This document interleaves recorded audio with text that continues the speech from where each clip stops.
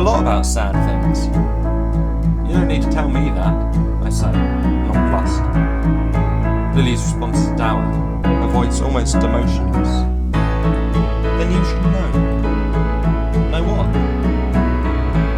There are so many sad things in the world, and most of them are fairly insignificant. Only small. What about hurricanes, plane crashes, school shootings? Those things aren't small. That's right. They're not small. But most people don't encounter large tragedies within their own lifetimes. Some people do. Of course they do. The world is a large place. Lots of things happen. But that's precisely the point. She frowns. Many bad things only last a few moments.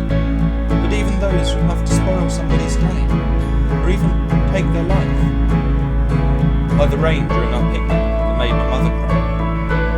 Like the untimely death of Cassandra's dog, Buddy. Like Great Aunt Enid cutting up Grandma Rose's beautiful new dress. They're only small things. Things that probably don't matter to anybody, save a certain few individuals. And yet, they were all enough to make people unhappy. There are lots of small, sad things in this world. Why can't there be some small, happy things, too? Lily looks at me, her light blue eyes bore into mine, piercing. I feel as though she's judging me. Why is it considered childish to be happy? I think people who say that are the most childish ones of all. I look at Lily, my mouth falling open in shock. Was I being childish this whole time? I thought talking with Lily would be relaxing, respite from the worries of the real world, kind of like being back at university. And yet, this girl... Why are you talking like an adult? She replies without missing a beat, her lips pursed, voice firm. Because I am one. But you can't be. You look so young. Looks can be deceiving. Don't start thinking you know everything about me just because you've spoken to me a few times, old man. Lily giggles softly. Maybe she finds my confusion amusing? At least it helps diffuse the tension. I look at her sullenly, eyes narrowed. I'd probably pout, but that weren't such a teenage girl thing to do. Pouting is Lily's territory, not mine. No matter how old she says she is, I'm not convinced. Why are you laughing at me? Because you're funny. I am? Yeah? Always acting so serious, thinking you know everything. I don't think I know everything. Just a lot of things? Maybe. I don't know. I'm a lot older than you. Too old to be a real donut without having to question life, the universe and everything? You're quoting now. I like to read. I frown. But my mother only taught the lower set students. Lower set students don't like to read. Most of them could hardly read at all. She smiles enigmatically. Her light blonde hair flutters in the breeze, brushing her cheeks, framing her young face. That pale skin, those light blue eyes. Just looking at her makes me shiver. It's as though I'm staring down a sharp steel cliff with the jagged rocks below. Maybe I'm not a bottom set student then. I thought you said my mother was your English teacher. That isn't important. Of course it's important. You went to her funeral. Yeah, I did. There's a pause, a break in the conversation. No longer does she talk in that light, sing-song way. Rather, she sounds despondent, downcast. I don't like funerals. Neither do I. But I went anyway. You didn't have to. I know. I felt obliged. Because my mother was your teacher. Something like that. But I don't think that's the truth. Neither do I. Then my voice breaks off. can't think of anything else to say. Talking to this girl really is impossible. It feels like she's just been leading me around in circles this whole time. If my mother wasn't her teacher, then how did she know her? Why did she sound so sad, so annoyed, so outraged when the vicar kept calling her Evelyn? Nobody called her Evelyn. All her close friends knew that. Since when was this girl my mother's close friend? Hey, mister. What is it now? I sigh. I can't help it. I think I'm getting a headache. Mister, do you want one? She's holding a donut towards me. A light brown pastry shaped in a small O, covered in pink icing and sprinkles. I don't know when the last time I had a donut was. I think it's a little too childish for me. You mean you're on a diet? I'm not a girl. Why do I need to diet? Men go on diets too. I'm not that kind of person. I see. She frowns. She looks disappointed. It's rude to refuse other people's kindness, you know. Hey, I bought those for you, remember? I know, but you look like the kind of person who could do with eating a donut every once in a while. What do you mean? Lee doesn't respond instantly. She nibbles at the donut, holding it in one hand, picking it apart with her fingers. She places these small, crumb-sized bites in her mouth and chews them slowly. Deliberately. Kind of like a cow chewing at grass in a field. That's what I think, but I don't have the audacity to actually say that. It'd probably be rude. Maybe it would hurt her feelings. Even though there are so many happy things surrounding you, you always look so sad. My mother died last week, you know? She tugs, clicking her tongue against the roof of her mouth. You shouldn't use your mother as an excuse. It's rude. What do you mean, an excuse? She really did die. I know. Then, but... She licks icing off her fingers. Her little tongue is light pink, like a cat's. The action is strangely appealing. No, bad thoughts. Stop that. I don't want to end up like old Mr. Brister, the tech teacher, who got fired for saying distinctly unprofessional things to poor Debbie Lewis. Since when did I become such a lecherous old pervert? Since when did I become old, full stop? You're not actually upset about your mother, are you? It's a harsh statement, sharp and sour. It doesn't match the sweet icing of the childish donuts still smeared on Lily's fingers, coating the tip of her tongue. You're not sad about her. I can tell. The only person you feel bad for is yourself, right?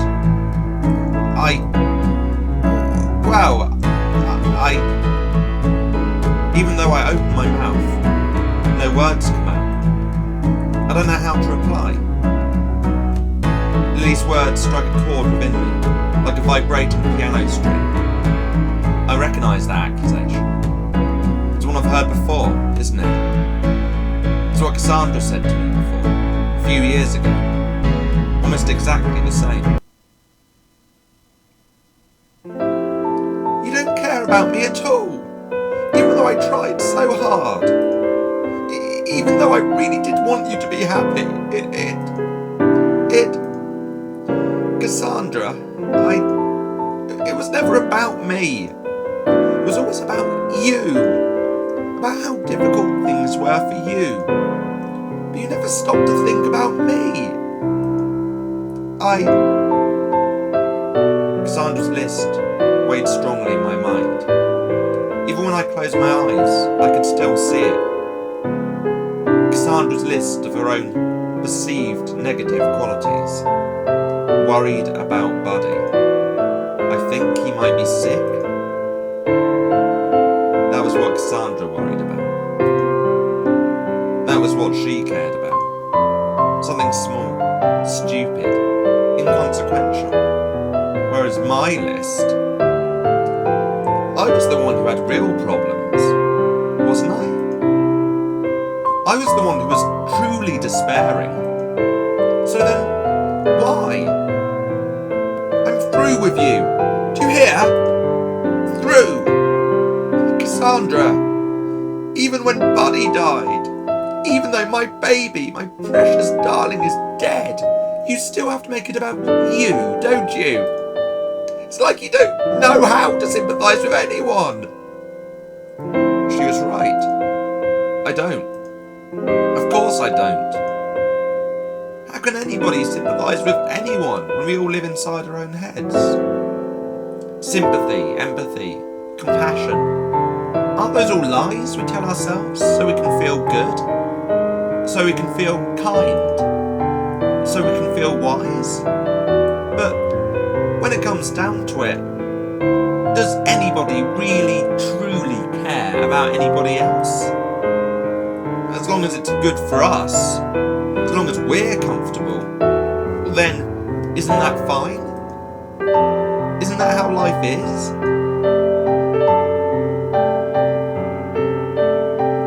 You're a selfish person, you know? I can't say a word. I can only look at Lily, mouth parted in a small O, the same shape as those ring donuts she likes. Why does she like them? I don't know. Does it even matter? Maybe it does. Maybe it doesn't.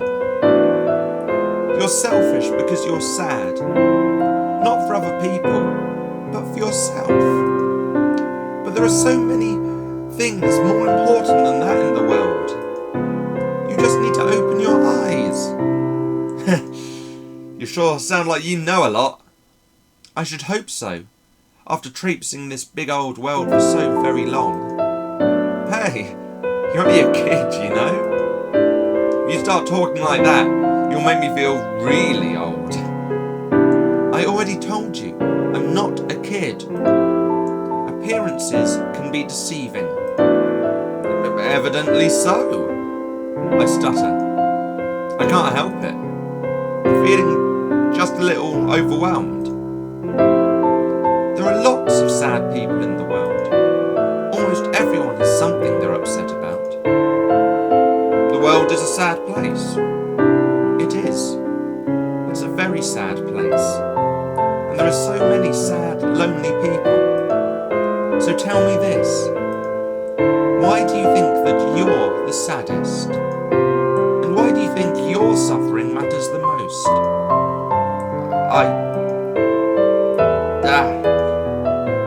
And why do you think that anybody should care?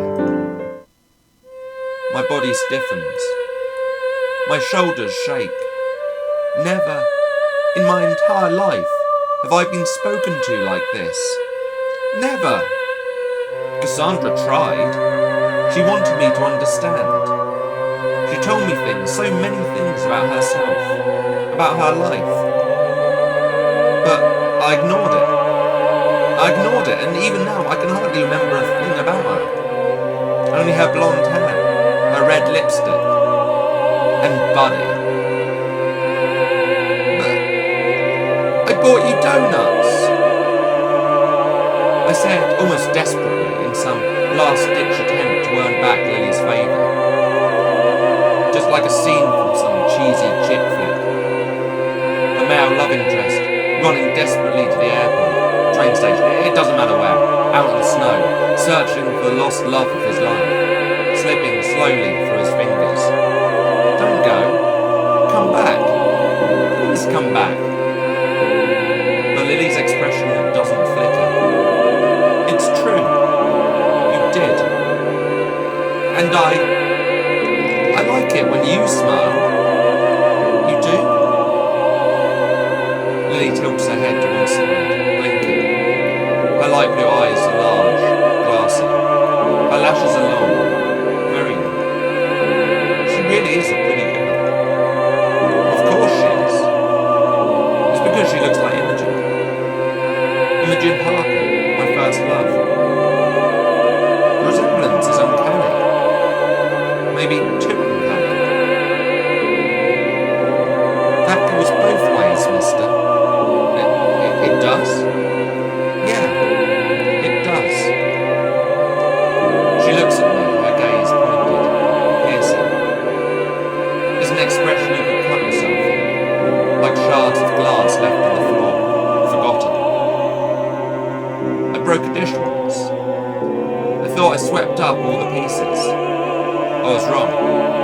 A few weeks later, I lacerated my foot with a piece of china, hidden out of sight. It hurt like hell, and bled quite a bit. I still turned up for work the next day though. That's the kind of person I am. That's how you have to be in this world. It's because you're sad that you're always looking inwards. That's why you're unable to see the obvious, even if it's an inch away from your face. I don't want you to be sad. You've thrown away enough of your life already. So, if possible, I would like you to smile. You would? Yeah. That would make me very happy too. But it won't change anything. Maybe not. Then what's the point? It's up to you to decide. She's right. Of course she is. Lily has been right about almost everything so far. Why should we break with tradition now? This really is up to me. It's my decision. Nobody can make me happy but me. Nobody can make me smile but me. Even though she wants me to. Even though she's imploring me to. She still can't make me.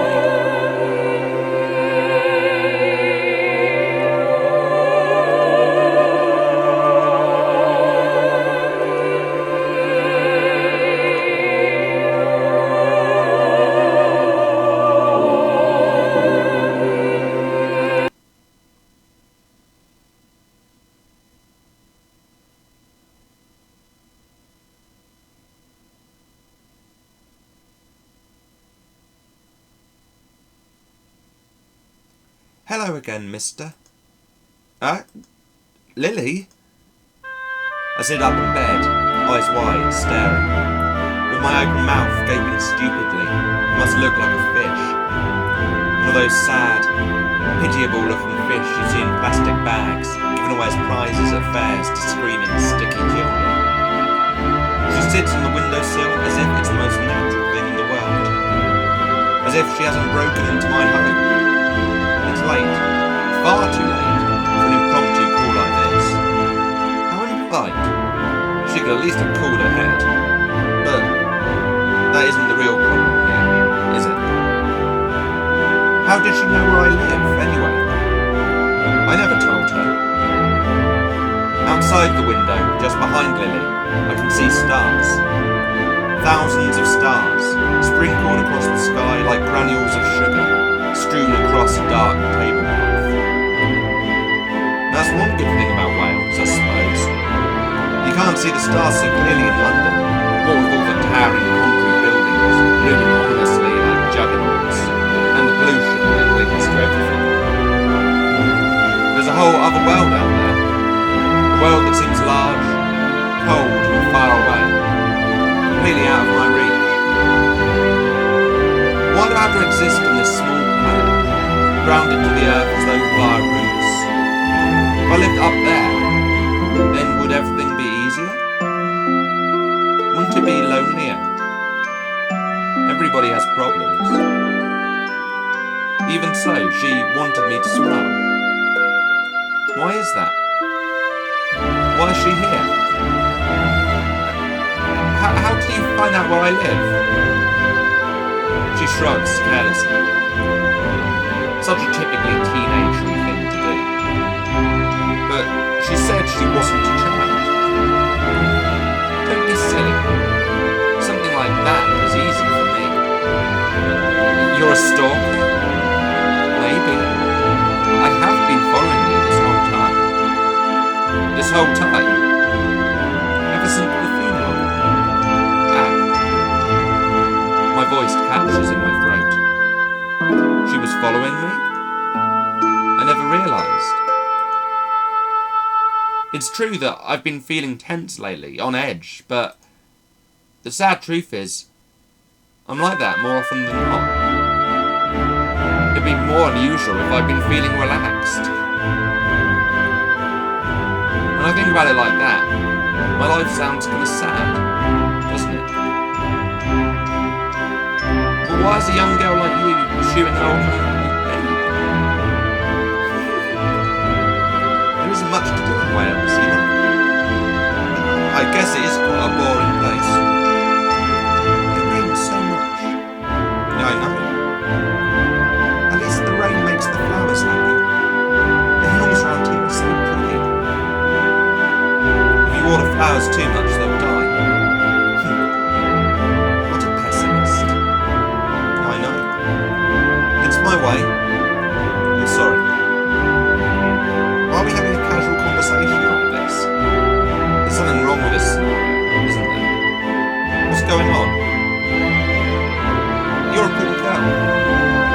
why he's so interested in me. Lily's eyes widened just a little. Huh? I think I'm pretty. Isn't that obvious? People don't often call me pretty. No. I get called a lot of things, but not pretty.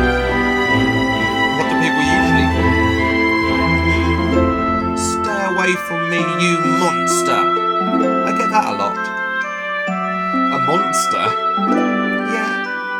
It's all a matter of perception, though, isn't it? Lily frowns. She looks melancholy. Sitting there perched on the windowsill, her hair fluttering in the breeze. She looks almost like a fairy. Or else a ghost? Her skin is so pale, her eyes light blue. An apparition framed by the dark blue sky, twinkling stars. Lily? Yes? What is it, mister? What are you? I've sensed it for a long time. Ever since I first met her. This girl doesn't talk like any girl I've ever met. She doesn't look like one either. Her existence seems too frail, too fragile, just like smoke. As though she might get blown away at any moment, her slender body scattered to the breeze. Just like mother's ashes. She said my mother was her teacher.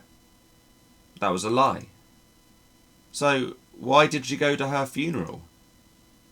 Why does this girl know so much about death? There was a small pause. Lily, still sitting on the windowsill, looks at me. I look back at her. A pretty girl. She really is. But is she really a girl? So, you figured it out. You were dropping quite a few hints. That's right. I mean, I don't think it's fair when people lose their lives without any warning, without even knowing that it's happening. Just like my mother. Like your mother. That made me sad. She was such a nice lady. I wish I could have intervened. She sighs. We all do it differently, of course, but I've always thought it's more polite to give people a few days' notice. Give them some time to sort out their affairs. You know? I know. So this is it.